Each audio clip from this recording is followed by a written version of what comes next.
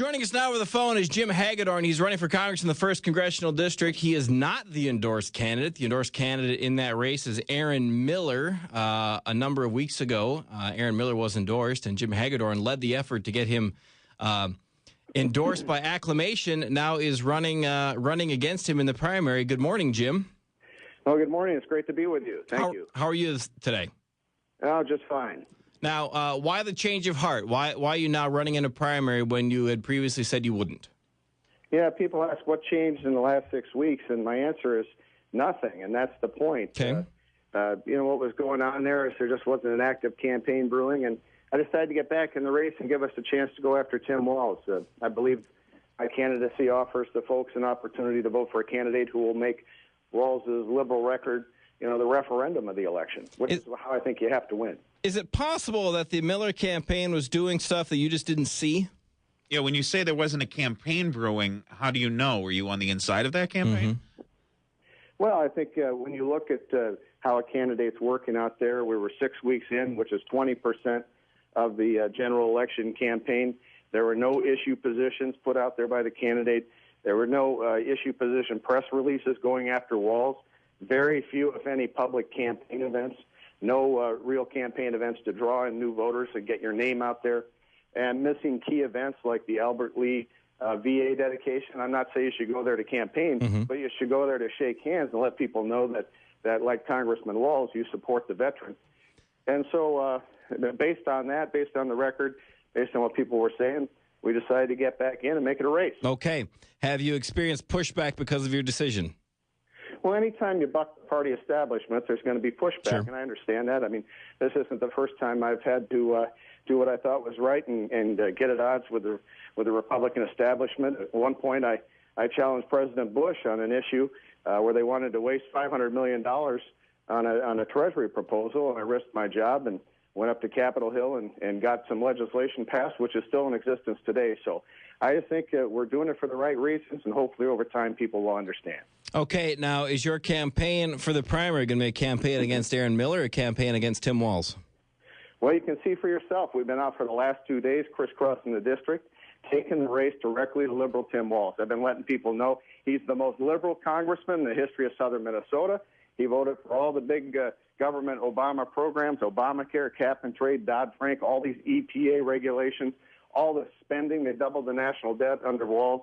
He's even for abortion in the 7th, 8th, 9th month of pregnancy. Wow. Now, correct that liberal. Correct me if I'm wrong. Congressman Walz does not portray himself as a liberal when he's in Minnesota, but does exactly what you've said while in D.C. Well, I'm not worried about what Congressman Walz portrays himself. I'm worried about what I'm portraying Congressman Walz. Okay. And I think that's a difference of the style of campaign. First of all, I think you got to devote 100% of your time and attention to a race like this. You can't beat an incumbent congressman unless the challenger is out there each and every day taking the race to Walz. And my job is to let people know about his liberal record. Mm-hmm. If at the end of this campaign, this election is not a referendum on Walz's failed record, we can't win.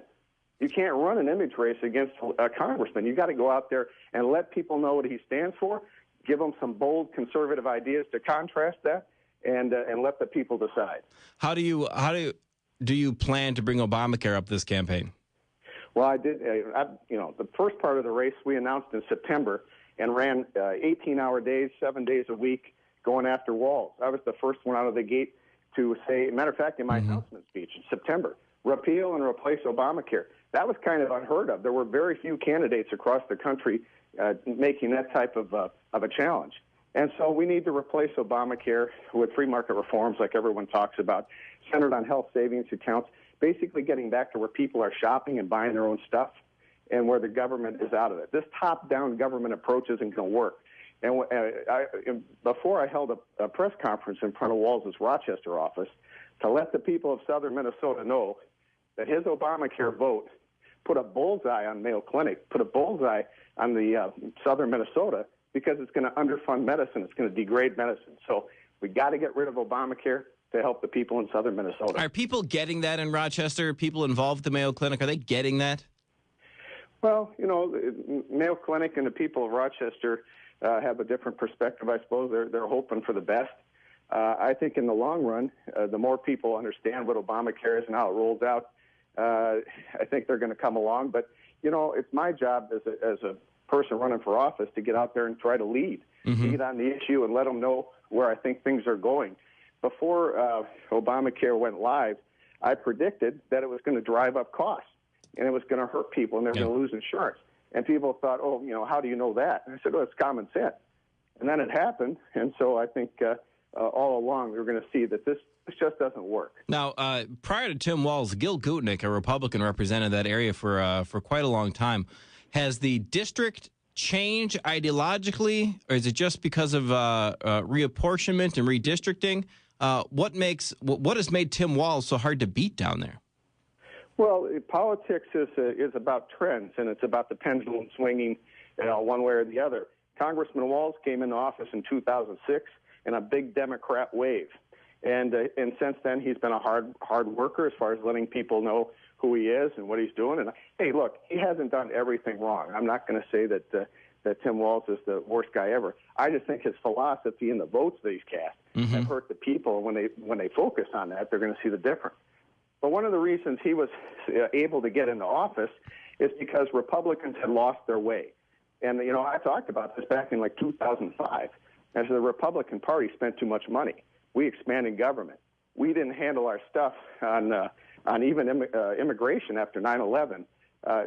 We got ourselves into wars of diminishing returns and did nation building, which nobody ever thought we'd do. And I think because of that, there was a reaction, and Congressman Walz was swept in. But, hey, there's another wave brewing, and maybe we'll sweep him back out. So, Jim, what makes you qualified? What's your background? Well, my background is I've been fighting the left at the national level most of my life. Worked for a Minnesota congressman named Stanglin, where we did good things like work for welfare, Second Amendment rights, broad-based tax reform, right to life. Also had a stint in the executive branch as an official at the Treasury Department. And my claim to fame is that I put a bill together, got it through Congress, that actually downsized my own agency. One of the few people ever to run for office that's done something like that. The bill is called EFT 99. And we closed 4 government check-writing centers, eliminated 5% of my agency's budget, and workforce, and saved the taxpayers well over $1 billion. I think you should head every department in the federal government.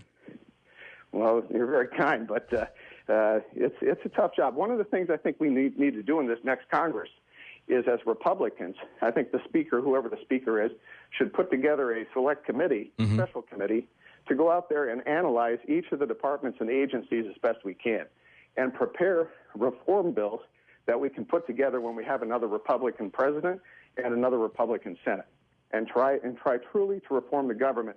And frankly, I think we need to start with the Pentagon. I don't want to cut pay. I don't want to cut benefits. I don't want to cut weapons systems, but the Pentagon is filled with waste, fraud, and abuse. Well, we had, was it the F-35 engine? There was talk about that. The Pentagon didn't want the engine, but it was made because members who had factories in their districts wanted it, and it was billions upon billions of dollars wasted. Certainly, in the defense budget, there's places you can cut without affecting national security.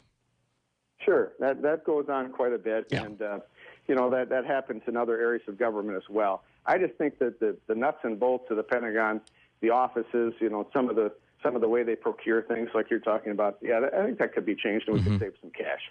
If the way to win in the first, if the way to win against Tim Walz is to make the campaign about Tim Walz, doesn't going to a primary distract from that mission?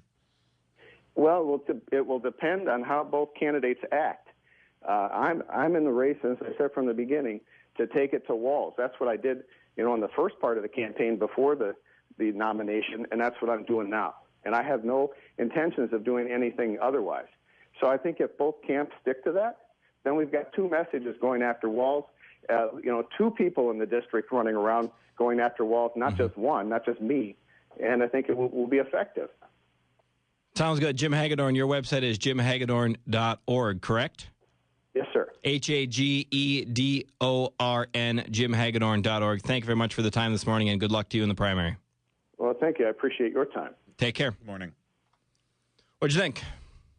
I'm still trying to wrap my head around the idea of I I haven't seen this other guy campaign very much, even though it's the beginning of the campaign. Sure. I've been on the inside of campaigns after you win endorsement. You immediately hold a press conference or an event where you invite the opposition to throw pennies at you. You have to raise money in order to start having amplify those that gaffe. bigger events. Yeah. It is a marathon, not a sprint. And so you have to be doing things. You should probably have some issue statements being put out and stuff like that. Jim Hagedorn probably has no idea what was going on the inside of the Miller campaign. But that being said, he did mention some things that a campaign probably should have had out. Possibly. Position statements, positions, issues. Fine. Regardless. You should have had those position statements out during the endorsement. Right. There's that. But we are here's where we are in this race. There's a primary. Right. May the best man win. But if the goal is to focus on Walz, and I asked this question, doesn't going to a primary distract from that? It depends. If they both focus on Walz, it's a good thing. Well, then how do you win a primary if you don't bring up the other guy? Your own name ID, showing that you're the better campaign. I think you can totally. Well, the Democrats do it all the time. They never attack each other when they're going for a primary. Well, then Never. In this case, Jim Hagedorn is kind of putting his money where his mouth is. He's saying that the kind of campaign that Aaron Miller was putting together wasn't good enough. Now we will see if Jim Hagedorn can put a campaign together that's good enough, because there will be a test. That's right. If you are incapable of putting a campaign together good enough, you will not win that. You will not win that. I gave Jim Hagedorn an opening to dig Aaron Miller. He didn't take it. Okay, and that's good. If they can stay civil and keep the eye on the prize and keep their ire focused on Tim Walz, I think that they can. Whoever wins the primary can have a good shot at Tim Walz.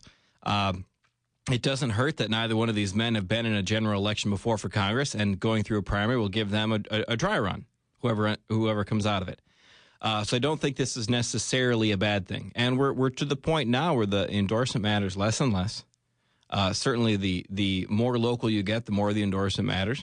But the decision's been made. We now have 2 Republican candidates running against Tim Walz. There will be a primary. Have at it.